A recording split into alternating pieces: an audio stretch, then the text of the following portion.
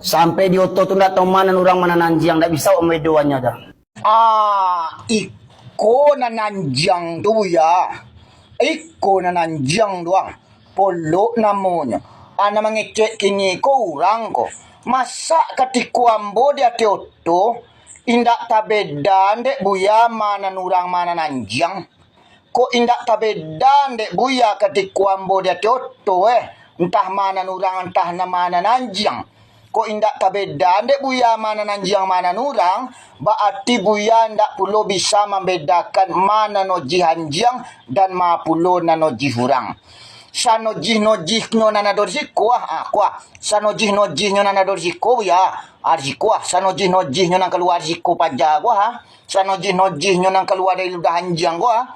Lebih nojih nang keluar dari lidah kita leh. Sehingga berani kita mengatakan baanyo awak nampak ambo dek buya pe baburu bisu coliak lah pe baburu lo angku tu entah nan mangku tu entah mana nanjang nak bisa lo membeda doh. Kalau itu nang keluar dari lidah buya tu itu noji tu buya. Noji. Masa indak tabeda dek buya antar awak jo polo ko. Di situ kon naik kaji buya mamalia ruanjang iko bulia.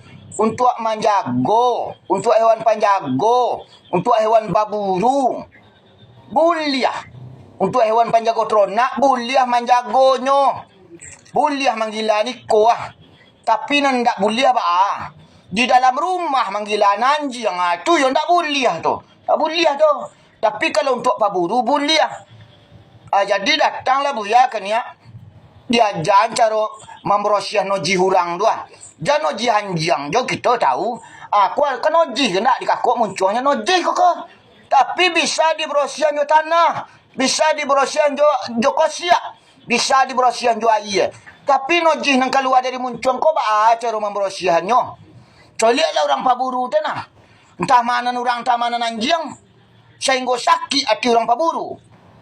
Teragak buya abih pora orang di bawah di topi rimbo ten.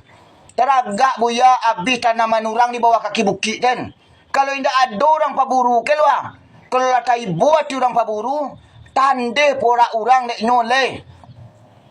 Aku indah. Tagiah-tagiah mengecek buya kok.